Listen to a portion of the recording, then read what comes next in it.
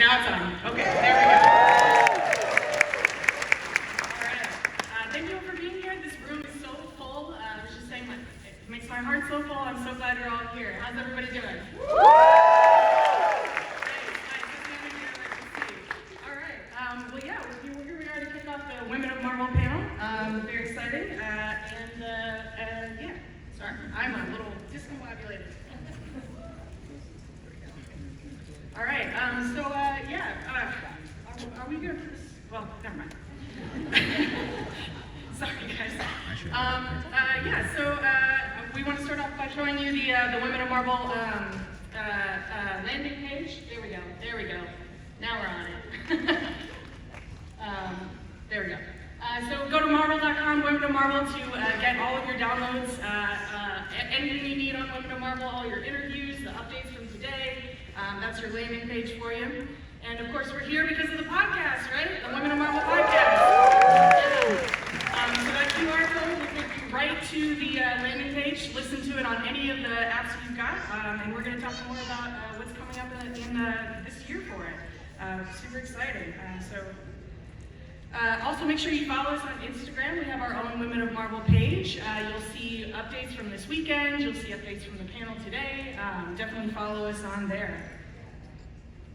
All right. I'm Sarah Brunstad. I am an editor at Marvel. I've been with Marvel for almost 10 years now. Wow. So it's been a long time. But as a matter of fact, this is my first weekend at San Diego Comic-Con in all those 10 years. Very welcome. And I'm going to introduce our illustrious panelists. So first up, Charlie Jane Anders.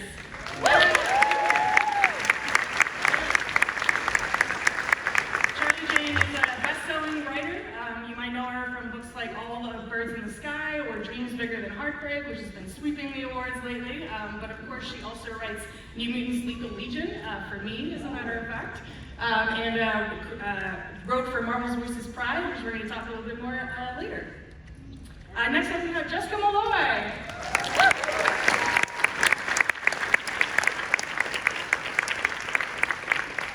Jessica is our VP of Digital Media Marketing, and we're going to talk about what that means. Thank you, Jessica. Melissa Flores, come on up.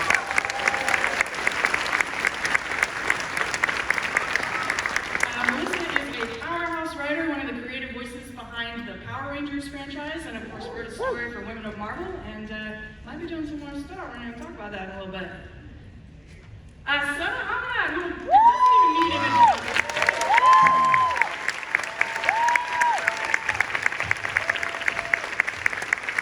As you all know, Sana is one of the co-founders of Women of Marvel, and it is super cool to have her back here on the panel as a guest.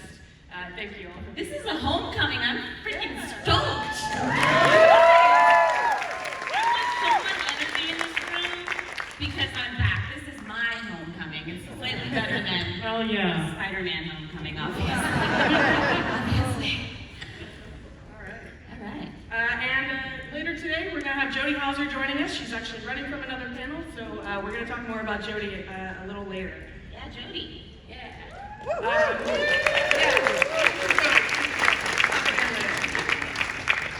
Make sure you stay until the end of the panel. We have an exclusive giveaway for you.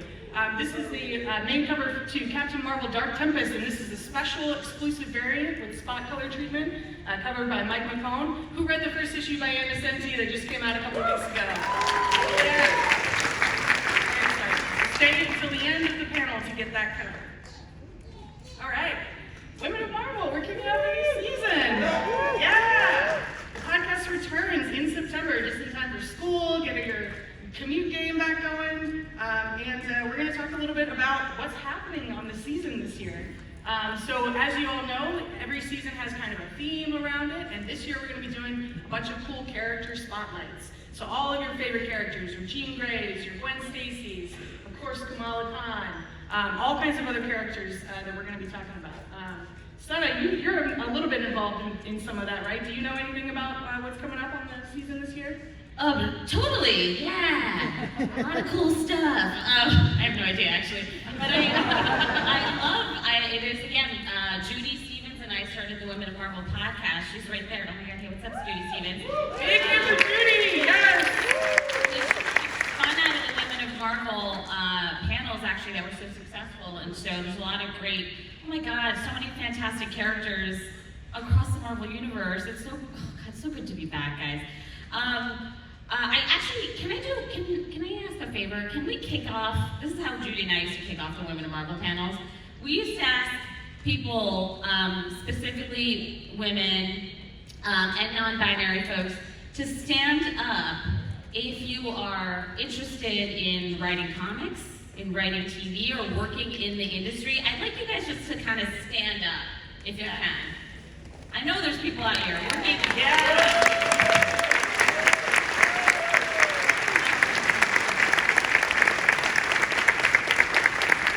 And look around. Don't stay standing. And I just want you to look around.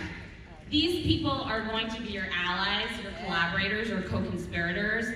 Rely on them, get to know them, get to know everyone in this room, I would say. After this panel, go out and network and talk to each other. See what you can make together, see who you can talk to together.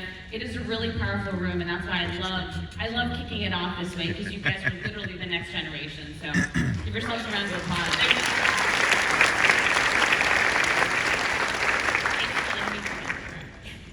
That actually reminds me, we have a Q&A session towards the end of the panel, so that's a good opportunity to come up and ask some questions of any of this crew, and feel free to approach us after the panel. Like, the community in this room is always so tight and so welcoming, so please come talk to us. All right. So this is a slide where we just wanted to take a second to show you a bunch of the women-led titles that are happening right now. And I gotta tell you, it makes me so happy to look at this and the wealth of material that we have out there for you guys. And we couldn't do this without you. The Women of Marvel community is so strong, the fans are so strong, and we love you guys. So this is super cool. It's books that are starring women, a lot of books that are by women writers, women artists, a full gambit, the She-Hulk covers. It's just really awesome. We have a huge line of stuff for you guys, and we're going to be talking a little bit about some of these books today. Are those 20? Are there 20 comics? Yeah. Whoa! Wow. That's the most I've ever seen. We take up a huge part of the line. Holy crap! Oh, nice work. Yeah, take up space, y'all. It's good. All right. So Charlie J, let's get into some cool stuff here. Let's talk about Escapade. Yeah! Oh my God, it's been such an amazing thrill ride, and I owe you such a huge, I can never. Superheroes is like 2017, and I finally did it last year. And Escapade is, she's a mutant, she's trans, she's a trickster, she's a con artist and a thief, and she's got a heart of gold. And she has the power to switch circumstances with anybody. Like if you're holding her at gunpoint, she could be holding you at gunpoint. If you just won the hot dog eating contest, she could have just won the hot dog eating contest. And yeah, it's been such a blast writing her, like in the Pride issue last year, and then New Mutants, and now New Mutants Lethal Legion, which issue 5 just came out. Getting to kind of show her journey as she kind of accepts being a mutant and accepts kind of the mutant community. And kind of, she starts out kind of wanting to be a supervillain, but kind of not really. She has this romantic idea of what being a supervillain is. And then she kind of grows and learns to become part of a team of heroes in the New Mutants. And it's been just so much fun. In New Mutants Lethal Legion, she tries to cheer up her friend / love interest, Sarabella, by planning a heist that she thinks will cheer up Sarabella after the trauma she's been through. And spoiler alert, it doesn't entirely work out that great in the matter of heists everywhere. So it's been such a thrill. Yeah, she's such a cool character and debuted. Thank you. Yes, thank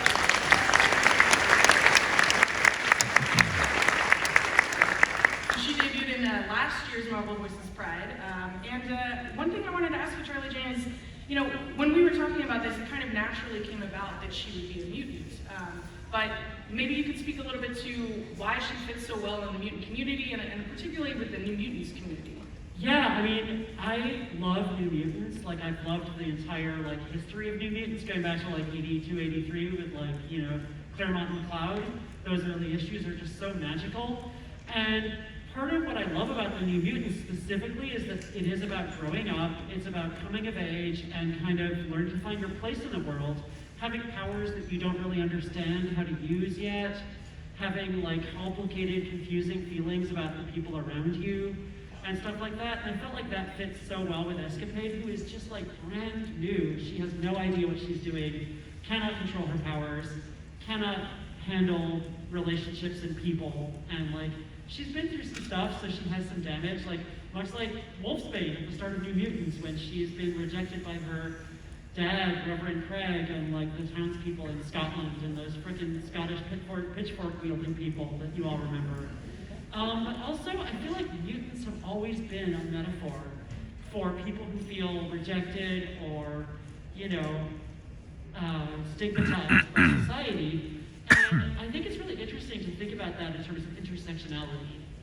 Because, you know, Escapade and a lot of these other characters are mutants, but they're also other things that are kind of stigmatized, and kind of getting to show how it's not just like, one's not a metaphor for the other, but it's all just like ways in which we're all different, and ways in which we all need to learn to see each other better.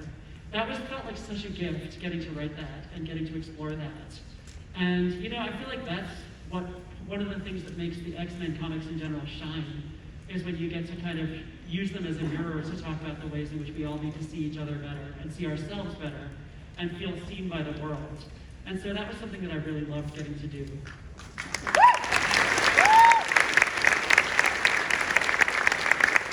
also just want to take a moment to brag about this book in particular, because one of the things also that made it so special is that this is the longest run of any Marvel comic by a trans writer, with Vita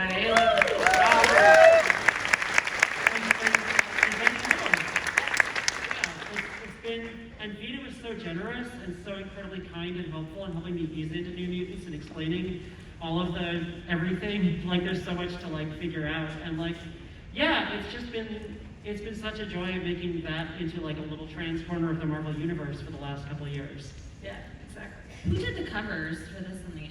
They're so beautiful. Yes, these were Rafael de la Torre. Yes, and that first one is one of my favorites. I love it so much. Yeah, and then this is the Lethal Legion run. These covers are by Javi Fernandez, who is also awesome. I love how action-packed and beautiful these are. What was it like trying, you had kicked off this character in Pride. What was it like then launching a series and trying to figure out how to make it new reader-friendly? Yeah, I mean, you kind of had to launch her all over again, because the Pride issue really introduces you to Escapade and shows her origins, and shows how she and Morgan became best friends. Morgan is her best friend, and they have a flying turtle named Hibbert.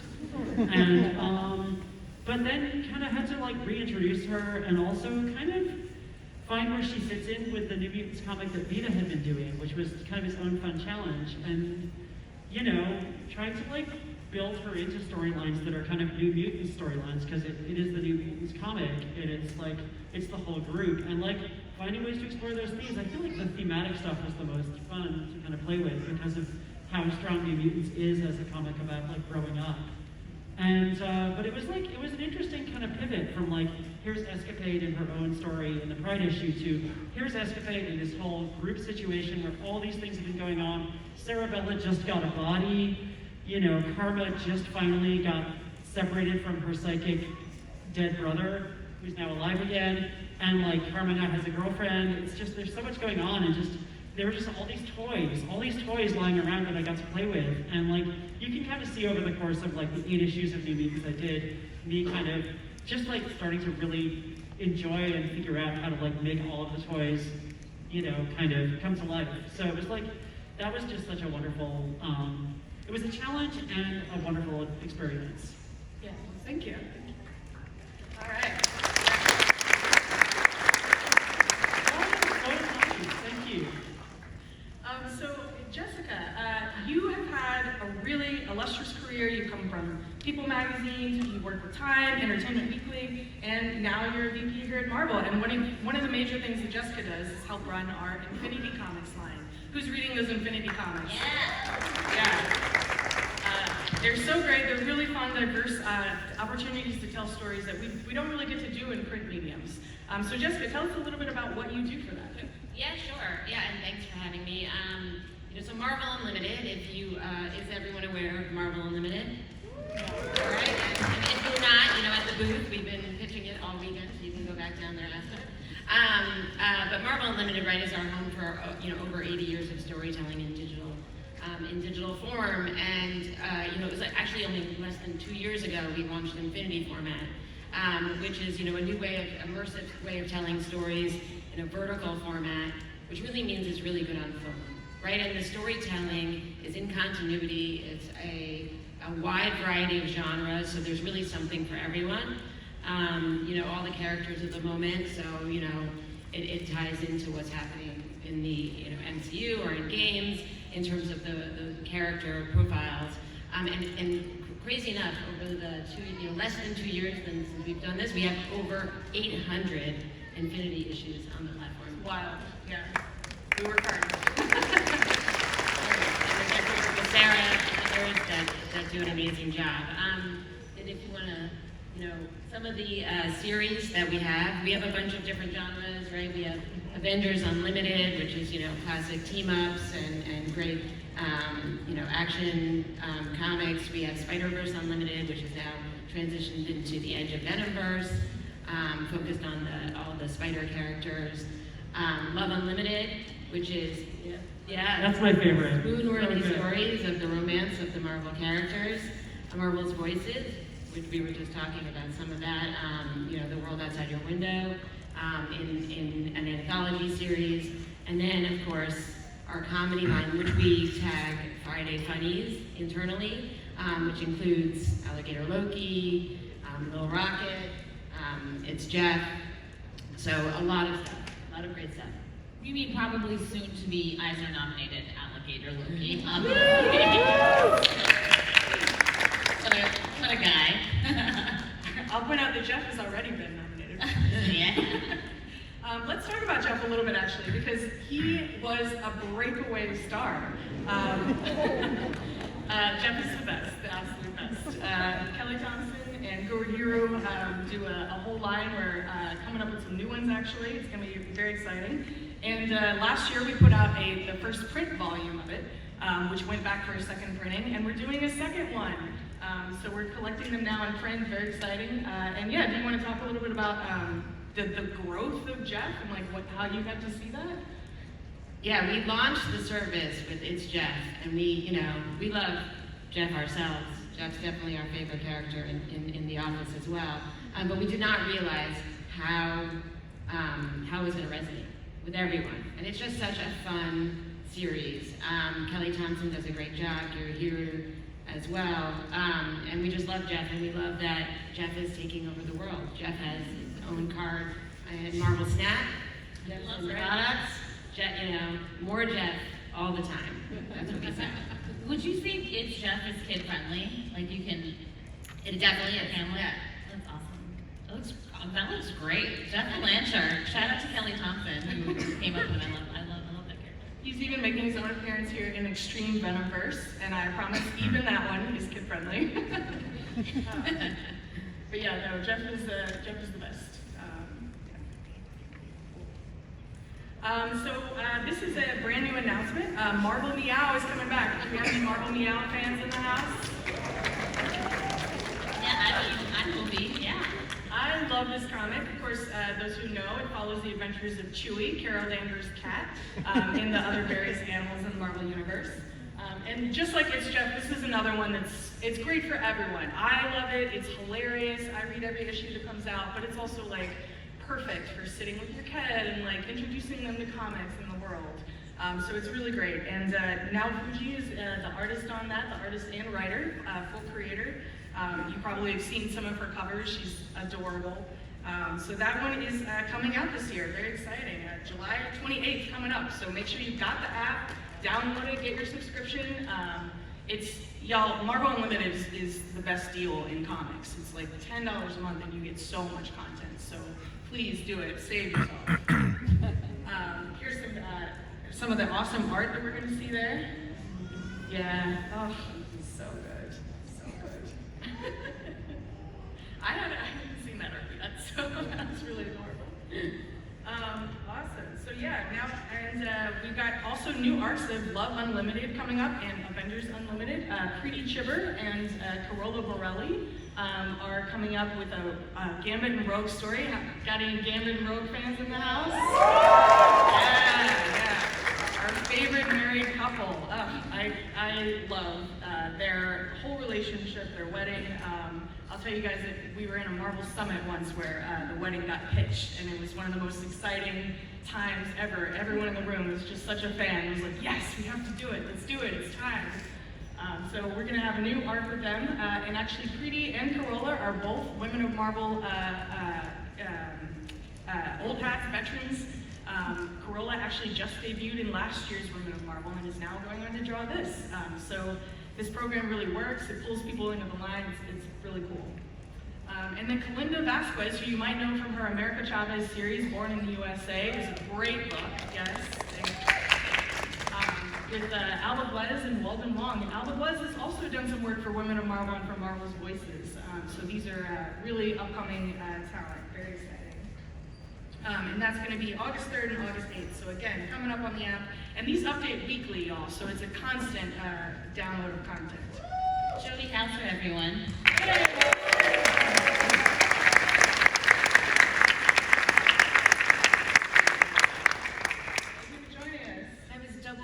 I just ran entirely at the convention We'll let Jody catch her breath there for a second. And another new exclusive announcement for you here, X-Men Unlimited. Number 100 kicks off a new story with Steve Fox and Stephanie Williams writing. Stephanie Williams is another Women of Marvel initiate. We are taking over the line, y'all, with artist Naomi Fattori, and this is our first in comic series to hit 100, and it's going to star the nominees of the X Vote from earlier this year and take place around the Hellfire Gala, which of course we know that the Hellfire Gala one-shot is coming out next Wednesday. It's going to change the whole X-Men line. You got to pick up that issue, and this is going to tie right into it.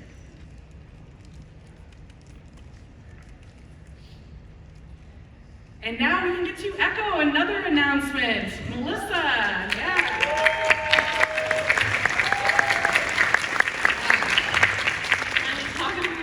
Yes, finally. So we want to run a Marvel's Voices line, and every few arcs we have some new creative teams. And Melissa is now going to be kicking off a story with Echo from the Daredevil series, of course we know, and Indigenous artist Kyle Charles.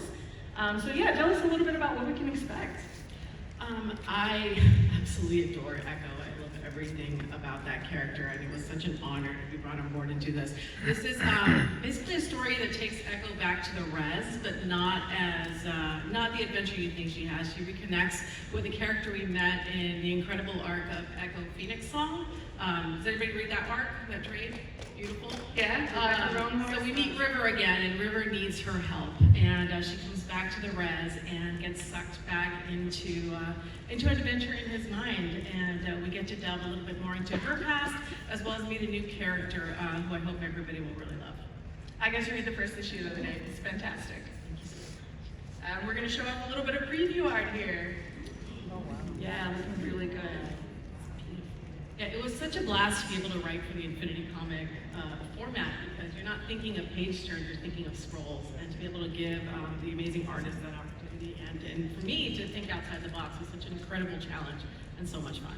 Yeah, exactly. That's a great point. So actually, when you were scripting this, like, how much of the scrolling was you dictating, like, Charles, try this, and how much of it was just him being like, let me You know, it was very little. Like, I come from TV, so I tend to be a little more descriptive than I think some artists would like.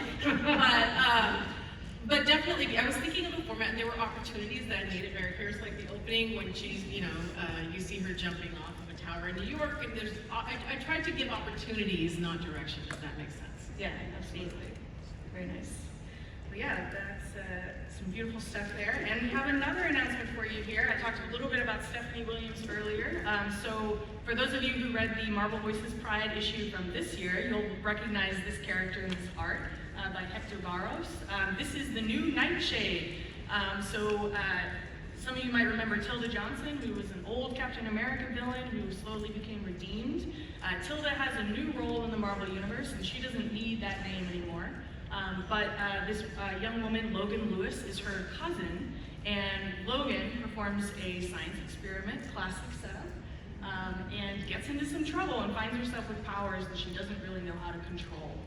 So we kicked off this story in the Marvel Horses Pride, and now we're doing another Infinity series, in issue number 71, right after the Echo series. Stephanie and Hector will return to do some new Nightshade stuff. And here's some preview art with colors by Andrew Dahlhaus, the same team from the Pride issue. We're really excited for this and to get an opportunity to explore some of these power sets more.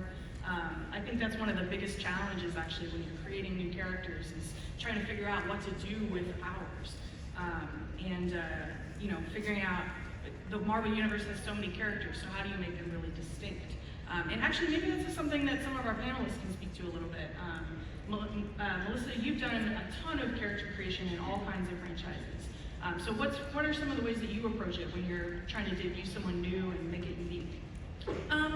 I think with any character, you just always try to find the flaw before you find anything else, because I think the flaw is what makes us human. So you really, you think about the character. Well, I think about the character and I think about the problem that they're facing, what they want, and then what they actually need, and then the world they live in. And I think that informs the character and the journey.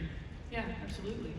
Very nice. Jody, you've done the same, and actually you've had an interesting challenge because you've worked in all kinds of franchises, Doctor Who, Star Trek, and of course Star Wars for us. So yeah, what are some of the ways that you approach it? I think perhaps the most fun way to approach it is, at least if you have an idea of what the situation or setting is going to be ahead of time, just think of the character who is like most ill-equipped to be in this situation, because they're going to have the most interesting challenges dealing with it. And then in terms of licensed stuff, it's honestly just trying to do a little dance of like, these are the things they'd like to see, these are the toys you can't play with right now because someone else is playing with them. And honestly, like, I feel like the more restrictions that come into place, that gives you more freedom to be creative in other directions. So honestly, like, the more challenging it is, the more fun it is. All right. And here we go, we've got another new announcement for you guys. Spider-Gwen on tour. Melissa, yeah. These awesome covers by David Nakayama and Anit Balam, who drew New Mutants Lethal Legion. He's so good. Yes, an extraordinary storyteller and so enthusiastic, a great collaborative partner. So yeah, Melissa, tell us a little bit about this book. I am so excited about this one. This is Spider-Gwen in her home dimension going on tour with the Mary Janes. And of course, things never work the way they're supposed to. They're going to go city by city, and I don't know how much I'm allowed to say, actually. But it's just so much fun. I mean, the thing I love about Spider-Gwen and Ghost Spider is that where she feels most at home is not her home dimension, and so when you stick her there and force her to interact with those characters around that world, you kind of bring out a really interesting Gwen. And that's what I really had a lot of fun with, of her just trying to connect with the Mary Janes and also the outside influences that affect the tour in a way that may make the Mary Janes very mad at her. That's awesome. And music is such a fun thing to play with in comics too. You know, the popularity of Spider-Punk, for example, I think shows us how hungry people are. I mean, I just love the sensibilities of a drummer, and I feel like we can just really get into that when we go on tour, and that kind of zen feeling that goes in when you go into your music, and it's going to be a lot of fun. I've never got an opportunity to explore music in a comic the way I'm able to with Spider-Gwen on tour, and I'm having a blast, and I'm so thankful for the opportunity. Yes, awesome. All right, that's December, coming out in December, so keep an eye out for it. All right, let's talk about Ms. Marvel.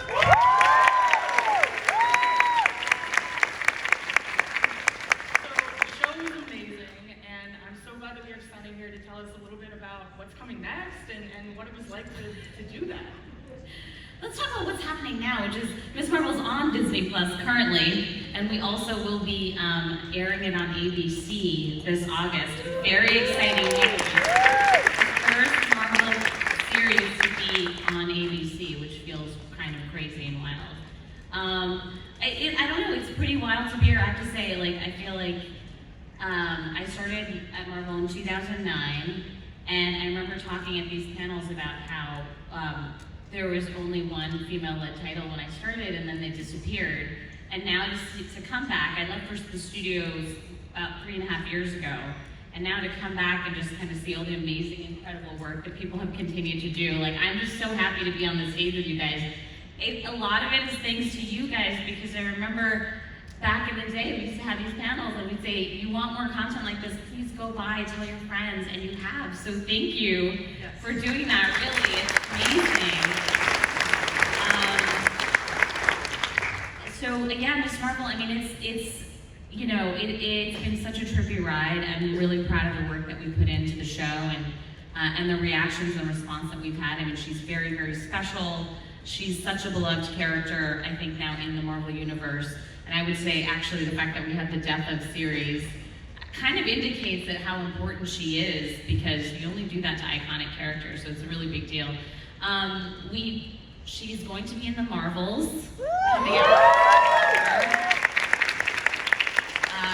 It's going to be awesome. The only thing I'm allowed to say is that I think that I'm biased. I think she steals the movie. I think she's amazing.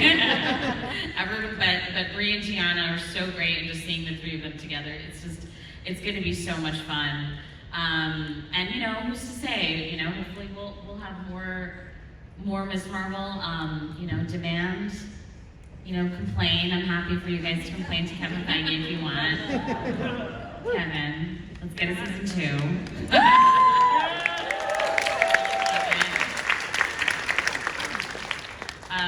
But yeah, no, it's been really incredible. And again, thank you guys for supporting and giving us so much love, because it's been and we didn't talk about Iman writing a comic. Can we talk about I actually have a little trailer to show you guys. Okay, great. Yeah, let's check this out.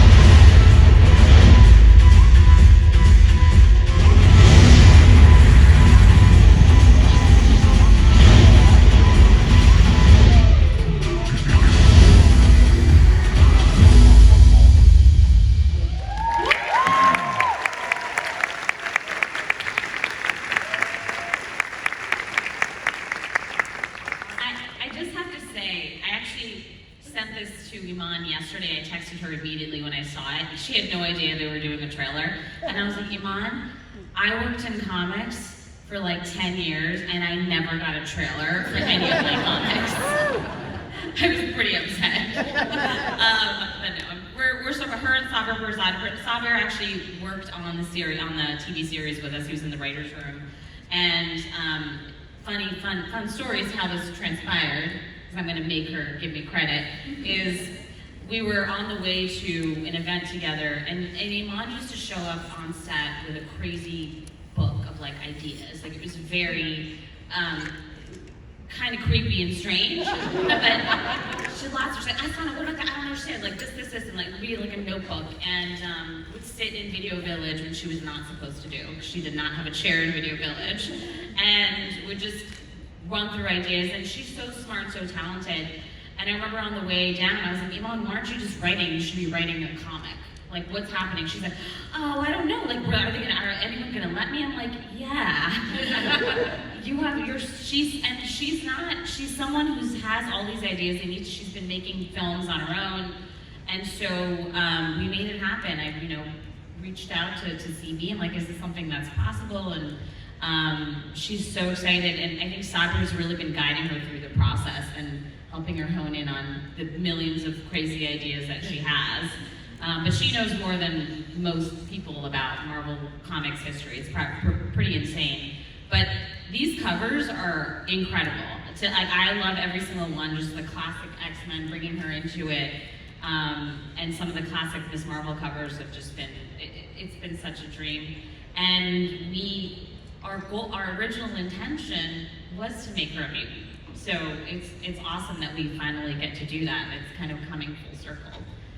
So it's pretty exciting. Please go out and get it. Please support her. Yes.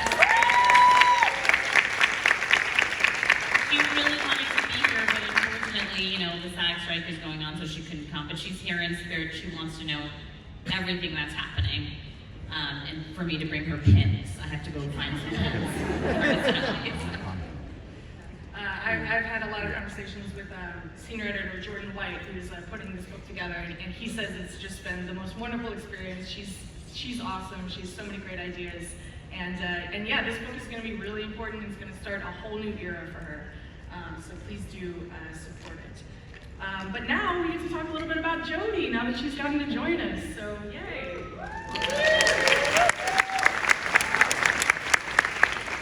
So Jodie, I was saying, you've been around doing comics for a long time now. You've got quite a pedigree, done all kinds of different stuff, and this is some of your earliest Marvel work.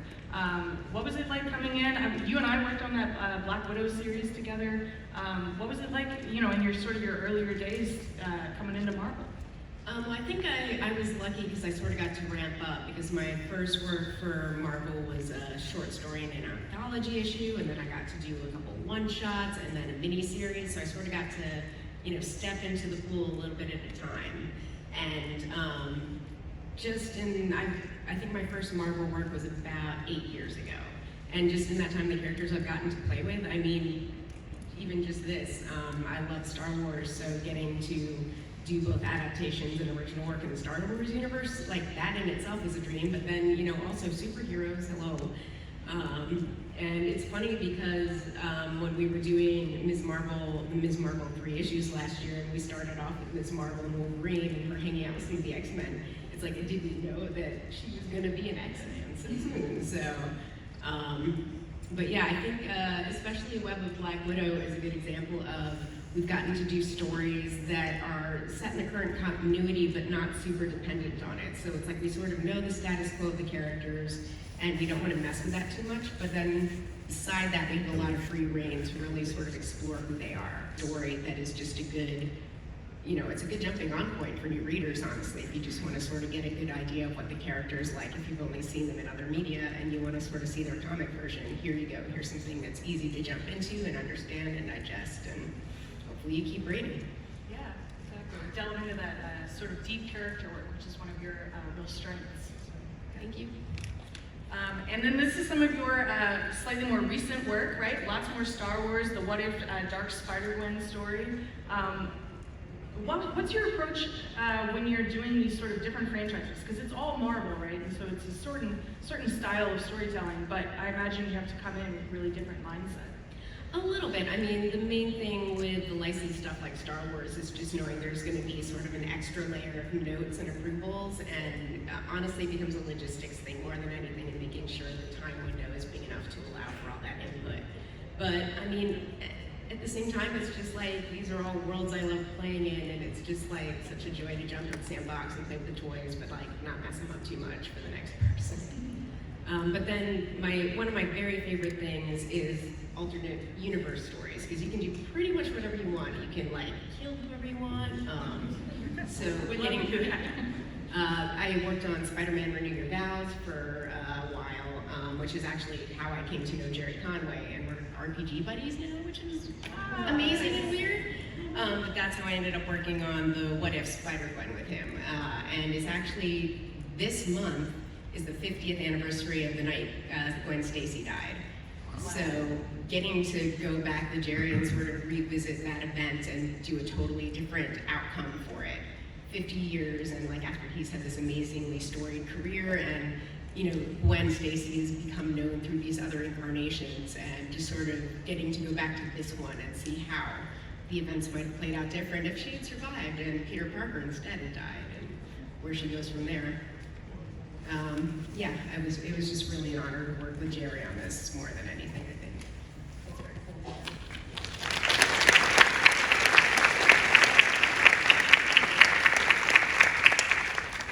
I'm curious because you have worked on so many different pieces Marvel. Is there a character that's like wish list for you that you haven't been able to touch yet? I mean, I love Wolverine, and I have written Wolverine some, but like just the larger scope. I love characters who are like, I'm the gruff loner, but I also have like the biggest family of anyone in this universe, and like also like a lot of weird, strange kids and clones and stuff, and that's a whole thing. So honestly, just getting to play more with Logan and all the people he has dipped into their lives and out, and the impact it's had, because it's just so much fun with a character with such a long history and he can never quite escape it. Yeah, exactly. Taking notes. So let's talk a little bit about Obi-Wan Kenobi, the upcoming book. What can we expect from the series? Well, it's interesting because I've done a few different adaptations for Star Wars for Marvel, but they've all been in different media, because the first one was Rogue One, which was a movie, and then we adapted the Thrawn novel by Timothy Zahn, and actually that book is coming back into print next month, so if you've never gotten a chance to read it, it's going to be available again finally. But this is my first time working on anything that was on the TV side, and it's an extra challenge, because compared to like a movie or a novel, there's just a lot you have to try to fit in. So it's been a really fun challenge trying to fit in all the action, but not sacrificing like those character moments, because especially the heart of it being Ben and Leia and that sort of awkward distrust, but then getting to know each other, and I don't want to be here and she doesn't want to be here, but also like you're my only new friend, and like yeah, it was just a lot of fun playing with these characters. Very cool. Well, we've got an exclusive cover reveal here. This is the never before seen cover to issue number 3 by Phil Novo.